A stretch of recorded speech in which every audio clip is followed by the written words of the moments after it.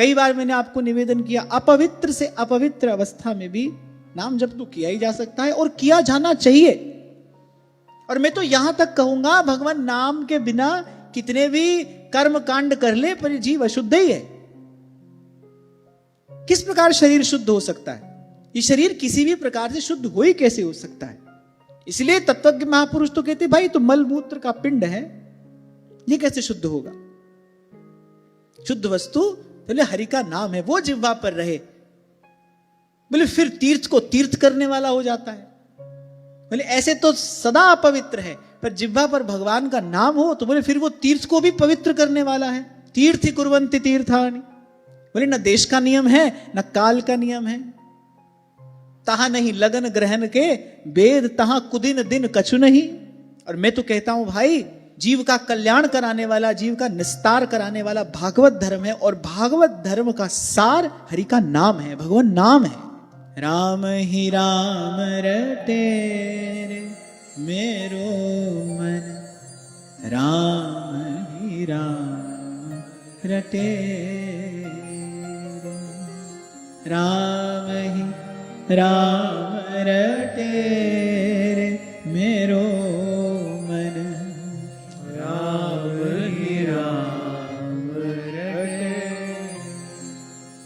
गच्छन्स्तिष्ठन् स्वपन् वापि पिबन् भुञ्जन् जपन्स्तथा, कृष्ण कृष्णेति संकीर्त्य मुच्यते पापं चुका। बोले पवित्र अवस्था हो अपवित्र हो, सोए हो जगे हो, खाते पीते, कोई भी क्रिया करते करते बोले कृष्ण कृष्ण हरे कृष्ण हरे राम, बोले ऐसा ऐसा संकीर्तन करता रहे तो बोले जीव अंततः पाप के केंचुल से छूट जाता है। मैं तो आपसे ये भी कह रहा था कि भगवान के श्री विग्रह की सेवा करनी हो ना, उसमें भी कुछ विचार करना पड़ेगा। बिना नहाए मंदिर में नहीं जा सकते। अपवित्र अवस्था में भगवान के विग्रह का स्पर्श नहीं किया जा सकता, उसमें भी विधि निषेध का विचार है। सबको समान रूप से स्वीकार करने वाला भगवान का अगर कोई विग्रह है तो वो तो भगवान का नाम है। चांडाल से लेकर ब्रह्मा पर्यंत कोई भी हो, उसके लिए सब समान है। आब्रह्म स्तंभ पर्यंतम सर्वम मायामयम जगत, सत्यम सत्यम सदा सत्यम हरेर नामैव केवलम। आप ब्रह्मस्तंभ पर्यंतम, सर्वम मायामयम जगत, तिनके से लेकर ब्रह्मलोक पर्यंत सब एक दिन मिट जाने वाला है। जेताई दी से धरण गगन बिच, तेताई सब मिट जासी, भज मन चरण कमल अविनाशी, भज मन चरण कमल अविनाशी। अन्यत्र पुराण में भगवान वेदव्यास का वाक्य है, वो ध्यान से सुनना। कृष्णेति मंगलम नाम यस्य वाचि प्रवर्तते, भस्मी भवन्ति सद्यस्तु महापातक कोटयः। सर्वेषामपि यज्ञानां लक्षणानि व्रतानि च, तीर्थस्नानानि सर्वाणि तपांस्यनशनानि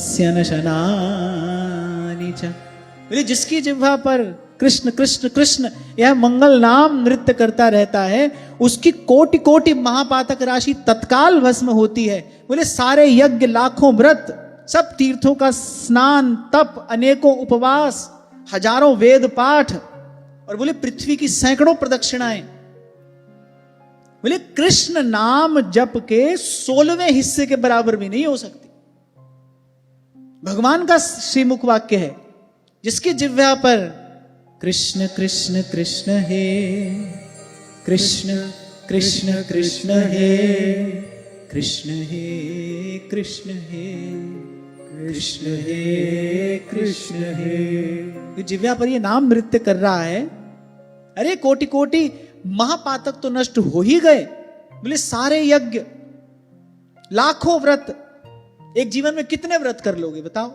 अब मान लो कोई एकादशी करता हो, साल में 24 ही तो करेगा, 100 साल भी जिए, पैदा होते ही तो बेचारा व्रत करने नहीं लगेगा, चलो उसको भी गिन लेते हैं, 100 साल कितनी एकादशी हुई? 2400। और यहां लिखा है, अच्छा अच्छी बात है कि मैं नहीं कह रहा, ये तो भगवान वेद व्यास कह रहे हैं, बोले सारे यज्ञ लाखों व्रत, कितने जन्मों में लाखों व्रत होते होंगे भाई?